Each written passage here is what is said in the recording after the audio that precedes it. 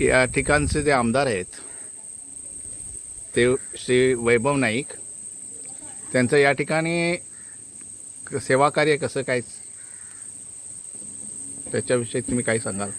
सिंधुदुर्ग कुडाळ मालवण मतदारसंघात गेली 10 वर्ष वैभव नाईक या ठिकाणी काम करतात. वैभव नाईकांचं मतदारांशी एक डायरेक्ट संबंध आहेत. ते मतदारांना ची विचारपूस जरी असेल तरी ते आपल्या पातळीवर ती विचारपूस करत असतात. दुसरी गोष्ट, जर त्यांनी काय केलं म्हटलं तर बऱ्याच गोष्टी सांगण्यासारख्या आहेत.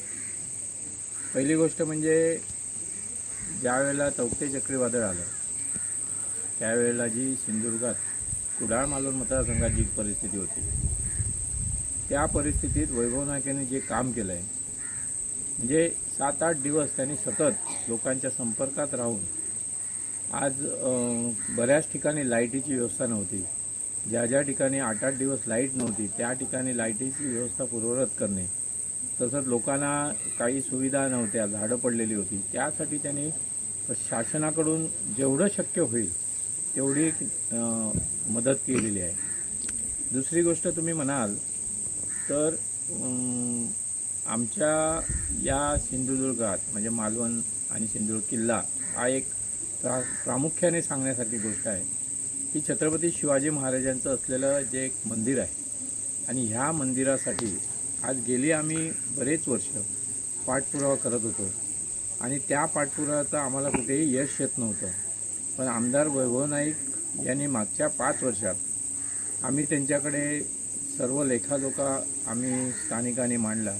त्यानंतर त्यांनी त्यासाठी जे पुढाकार घेऊन जे काम केलं आणि सर्व ज्या शासकीय परवानग्या लागतात, जसं पुरातत्व विभाग वगैरे यांच्याकडून त्या परवानग्या मिळवून त्या ठिकाणी एक ठेकेदारही त्यांनी, ठेकेदार म्हणण्यापेक्षा काम कोण घ्यायला तयार नव्हतं या मंदिराचं, कारण ते चुन्यामध्ये करायचं होतं आणि चांगल्यापैकी ते काम त्यांच्या माध्यमातून आज झालेलं आहे.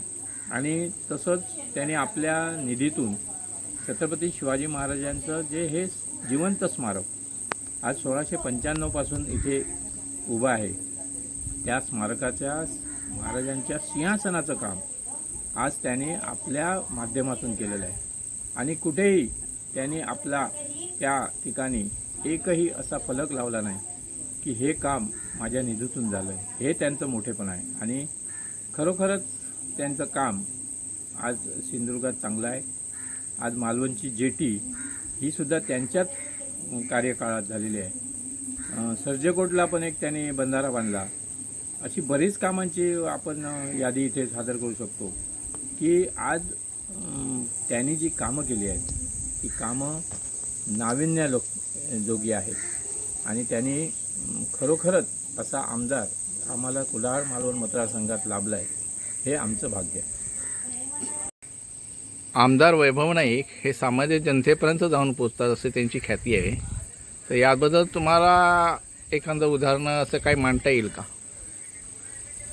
थोडक्यात सांगायचं झालं तर प्रसंगाला जो उपयोगी पडतो तो खरा लोकनेता. आज आमदारांनी तौक्ते चक्रीवादळात बऱ्याच जणांना निधी उपलब्ध करून दिला. ज्या ज्या ठिकाणी मच्छीमार म्हणा, आम्ही सिंधुदुर्ग किल्ला रहिवासी म्हणा, यांना आमच्या सर्व बोटी वाहून गेल्या, त्यावेळेला तात्काळ आम्हाला एक आपत्ती व्यवस्थापनाला हे करून त्यांनी आम्हाला बोटीची मंजुरी मिळवून दिली.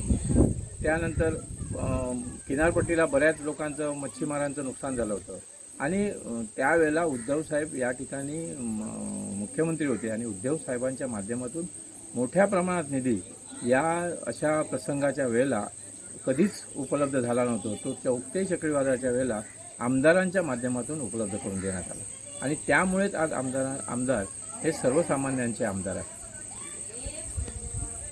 या निवडणुकीत आमदार वैभव नाईकांना मताधिक्य कितीपणे वाढेल वगैरे असं तुम्हाला वाटतंय? एवढा काही आमचा अभ्यास नाही आहे.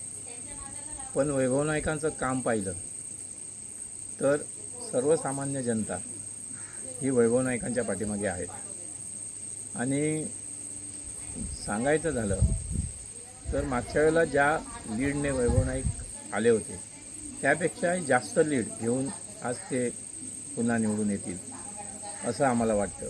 आणि जनतेला जर सांगायचं झालं तर जनतेने आज वैभव नाईकांच्या पाठीशी उभं राहायला पाहिजे.